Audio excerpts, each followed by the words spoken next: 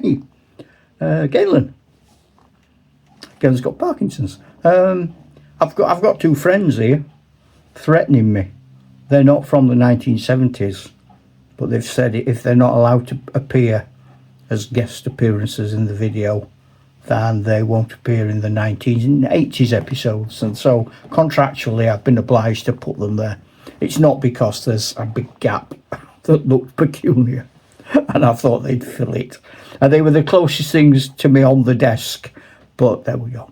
Now, today I'm going to do a chronological list of Wargames companies, how they appeared through the 1970s. A bit like in the UK, Top of the Pops. Da, da, da, da, da, da, da, da, da. But instead of having lovely dancers like Pan's People, it's going to be me. At number 10, heritage models. Doesn't work, does it really? No, I'll not bother with that then. Okay, now what? I know, I'm sorry. I've said I'm sorry. I don't think it will get spammed. It should get spammed. So you're all right. Me producer. Like I've got a producer. It's me and Teddy. And sometimes Rolo. And sometimes a strange crocodile. So, yeah. Top videos. Top videos.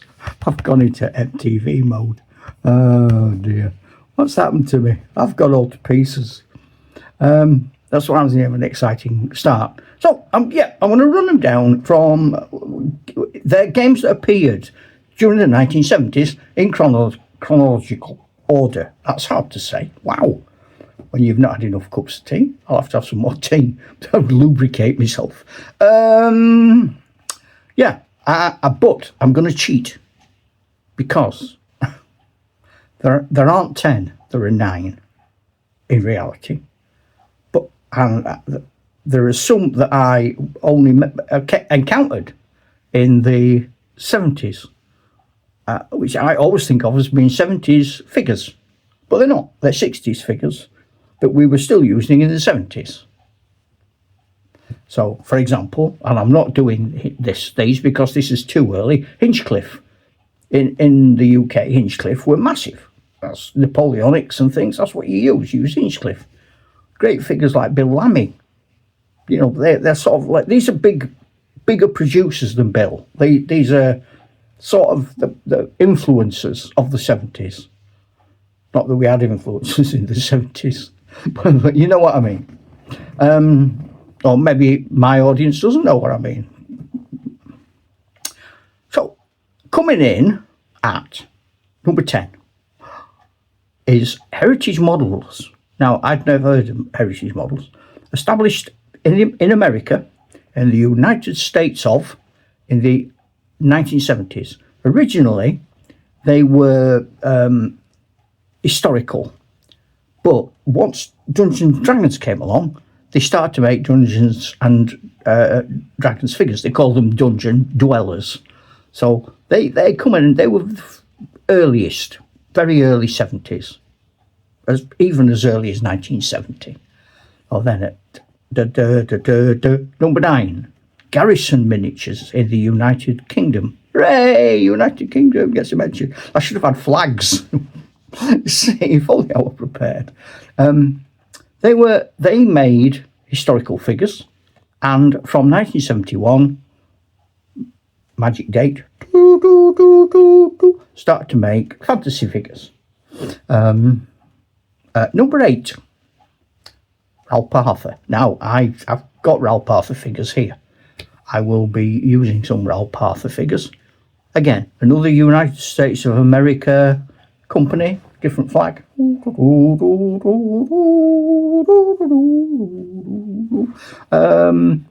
Ralph Arthur, produced by the wonderful Tom Mayer. They became legendary for their, I would say they were the first historic, detailed, legendary, super duper fantasy figures and sci-fi figures. They were the sort of figures that set the standard for what was going to come.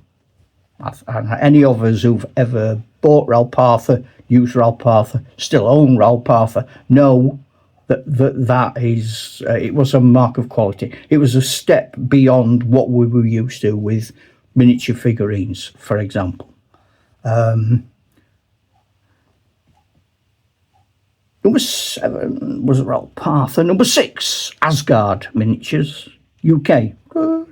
1976, early British fantasy company. They featured artists like Jez Goodwin and what was the other one? Brian Ansell. So and again, I bought Asgard miniatures. I started my first Wargames club 71, 72 probably. 76, I was at college. If I'd had any money after I got my meagre grant and bought books and pens, sharpeners and booze and wasted the rest, I probably would have bought those sorts of miniatures. Next came another American company, and they are Archive Miniatures and Games Company, America. That side. They again, very quirky. Now we're starting to get not quite as quirky as say maybe Citadel with things like Snotlings, but they were beginning to show you that things didn't have to be serious. You know, you could have fantasy that wasn't Tolkien-esque, if you like. I didn't have any myself. I can't think that I did. No, I don't think I did. It doesn't ring a bell, but they were 76. Don't know how widely available in the UK they were back then, because we didn't have things like the internet, obviously. Of a stupid thing to say. So we've got 10.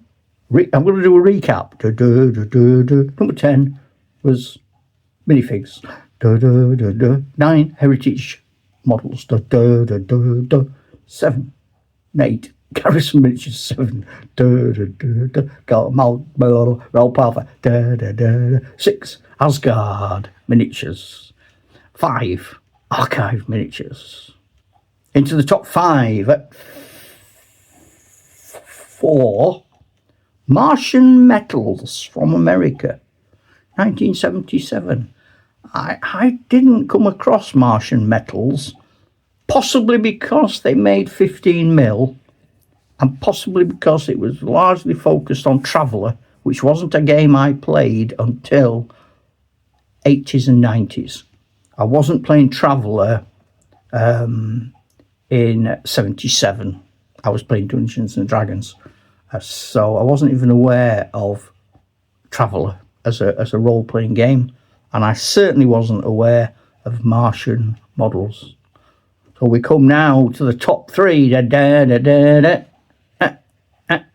Straight in at number 3, 1975, from the good old US of A, Grenadier models.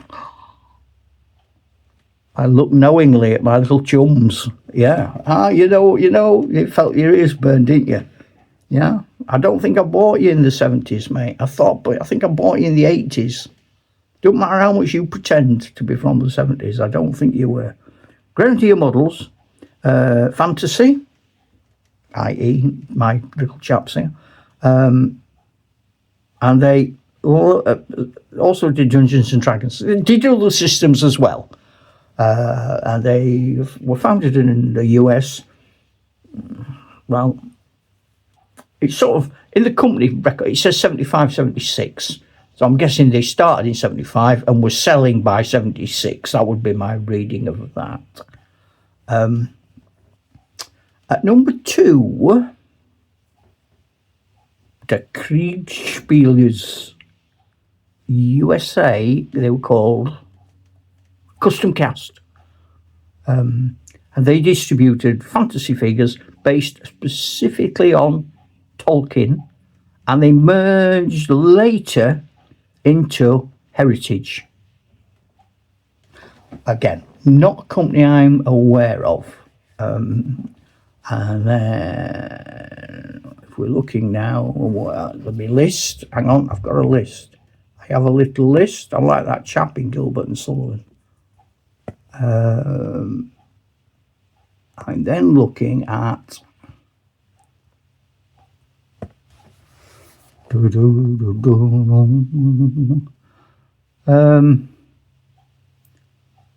yeah. Now, there's two arguments for here for number one. And I'm going to go for, provocatively, I'm going to say Citadel. I know. 79, I am going to say now. This is thin ice. Skating away on the thin ice of a new day. 70s references peppered everywhere to this next month. Jethro Tull. Citadel. There are advertisements in miniature Wargames magazines from the late 70s for Games Workshop, and they are definitely there now. This is not White Dwarf, although White Dwarf does appear. It is not specifically any range, but they are there. The reason why I'm cagey about saying it is that there are lots of variants of what you mean by Citadel. It's a big term, and people who know about Citadel understand that term, don't they? Do I mean Warhammer? Do I mean 40,000? Do I mean Dungeons and Dragons figures? I don't, you know, there's lots of things I could mean, and Citadel is a broad church, shall we say. But I'm going to put them in 79. I'm going to put them number one because for two reasons. One, they appear in 79, which is the last record I can find of a company who was starting to influence the game at the end of the 70s. They were around before that, doing things for Dungeons and Dragons and White Dwarf and so on. But first time I start to notice them, the world starts to notice them, I'm going to argue, is 79. Now, also, the other thing is, they end the 70s on a bang, a bit like punk rock did. You know, we start off in the 70s with Jimi Hendrix, and we end the 70s with post-punk new romantics. That's where we're going now. We're at that era. We're at that end of the spectrum. So, that's my run through. And I know it was a bit cockeyed and rambling, but I am cockeyed and rambling, aren't I? If it were nice, you'd think I were AI. I watched a video the other day. This chap was saying, oh, we're all doomed. We're all doomed. Oh, no. We're all doomed. Because in a few years' time, you won't be able to tell on YouTube who's real and who's AI.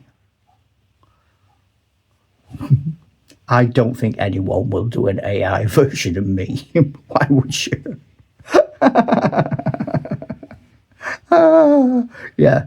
Well, we're going to do this face, cover it in blobs and splobs, some wrinkles, wonky eyes, glasses that he's broke, bits of hair sticking up all around. Okay. And a stupid accent. All right, okay. And he's going to sniff all the time, right? And he's not going to know where the camera is. All right.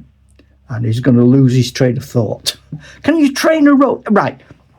This is the last thought for this, okay? Think on.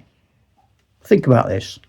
Can you program a robot, AI, whatever, in the future, to naturally, and that's the big word, lose its train of thought? What was I talking about? Ta-ra, Chuck.